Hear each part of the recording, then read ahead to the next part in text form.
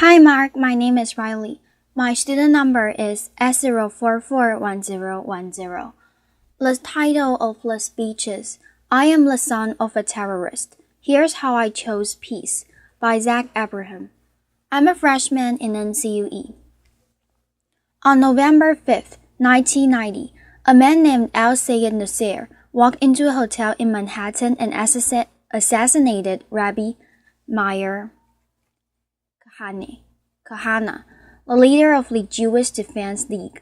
Nasser was initially found out guilty of the murder, but while serving time on lesser charges, he and other men began planning attacks on a dozen New York City landmarks, including tunnels, synagogues, and the United Nations headquarters. Thankfully, those plans were foiled by an FBI informant. Sadly, the 1993 bombing of the World Trade Center was not. Nasser would eventually be convicted for his involvement in the plot. Al-Sayed Nasser is my father. I was born in Pittsburgh, Pennsylvania in 1983 to him, an Egyptian engineer, and a loving American mother and grade school teacher, who together tried their best to create a happy childhood for me. It wasn't until I was 7 years old that our family dynamic started to change. My father exposed me to a side of Islam that few people, including the majority of Muslims, get to see. It's been my experience that when people take the time to interact with one another, it doesn't take long to realize that for the most part, we all want the same things out of life. However, in every religion, in every population, you'll find a small percentage of people who hold so fervently to their beliefs that they feel they must use any means necessary to make others live as they do. A few months prior to his arrest, he sat me down and explained that for the past few weekends, he and some friends had been going to a shooting range on Long Island for target practice. He told me I'll be going with him the next morning. We arrived at Coverton shooting range, which unbeknownst to our group was being watched by the FBI. When it was my turn to shoot, my father helped me hold the rifle to my shoulder and explained how to aim at the target about 30 yards off. That day, the last bullet I shot hit the small orange light that sat on top of the target, and to everyone's surprise, especially mine, the entire target burst into flames. My uncle turned to the other man and in Arabic said, Ibn Abba, like father, like son. They all seemed to get a really big laugh out of that comment, but it wasn't until a few years later that I fully understood what they thought was so funny. They thought they saw in me the same destruction my father was capable of. Those men would eventually be convicted of placing a van filled with 1,500 pounds of explosives into the sub-level parking lot of the World Trade Center's North Tower, causing an explosion that killed 6 people and injured over 1,000 others. These were the men I looked up to. These were the men I called Amu, which means uncle. By the time I turned 19, I had already moved 20 times in my life. And that instability during my childhood didn't really provide an opportunity to make many friends. Each time I would begin to feel comfortable around someone, it was time to pack up and move to the next town. Being the perpetual new face in class, I was frequently the target of bullies. I kept my identity a secret from my classmates to avoid being targeted. But as it turns out, being the quiet, chubby new kid in class was more than enough ammunition. So for the most part, I spent my time at home reading books and watching TV or playing video games.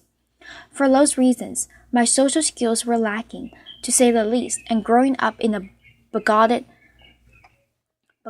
household, I wasn't prepared for the real world. I'd been raised to judge people based on arbitrary measurements, like a person's race or religion. So what opened my eyes?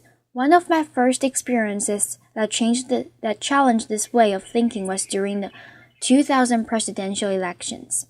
Through a college prep program, I was able to take part in the National Youth Convention in Philadelphia. My particular group's focus was on youth violence, and having been the victim of bullying for most of my life, this was a subject in which I felt particularly passionate. The members of our group came from many different walks of life. One day toward the end of the convention, I found out that one of the kids I had befriended was Jewish. Now it had taken several days for this detail to come to light, and I realized that there was no natural animosity between the two of us. I had never had a Jewish friend before, and frankly I felt a sense of pride in having been able to overcome a barrier that for most of my life I had been led to believe was insurmountable. Another major turning point came when I found a summer job at Busch Gardens, an amusement park. There, I was exposed to people from all sorts of faiths and cultures, and that experience proved to be fundamental to the development of my character. Most of my life, I'd been taught that homosexuality was a sin, and by extension, that all gay people were a negative influence. As chance would have it, I had the opportunity to work with some of the gay performers at the show there, and soon found that many were the kindest, least judgmental people I had ever met. Being bullied as a kid created a sense of empathy in me toward the suffering of others, and it comes very unnaturally to me to treat people who are kind in any other way than how I would want to be treated. Because of that feeling, I was able to contrast the stereotypes I'd been taught as a child with real-life experience and interaction. I don't know what it's like to be gay, but I'm well acquainted with being judged for something that's beyond my control. Then there was The Daily Show. On a nightly basis, Jon Stewart forced me to be intellectually honest with myself about my own bigotry and helped me to realize that a person's race, religion, or sexual orientation had nothing to do with the quality of one's character. He was in many ways a father figure to me when I was in desperate need of one. Inspiration can often come from an unexpected place, and the fact that a Jewish comedian had done more to positively influence my worldview than my own extremist father is not lost on me. One day, I had a conversation with my mother about how my worldview was starting to change, and she said something to me that I will hold dear to my heart for as long as I live. She looked at me and with the weary eyes of someone who had experienced enough dogmatism to last a lifetime, and said, "I'm tired of hating people." In that instant, I realized how much negative energy it takes to hold that hatred inside of you. Zach Ebrahim is not my real name. I changed it when my family decided to end our connection with my father and start a new life. So why would I out myself and potentially put myself in danger? Well, that's simple. I do it in the hopes that perhaps someone someday who is compelled to use violence may hear my story and realize that there is a better way.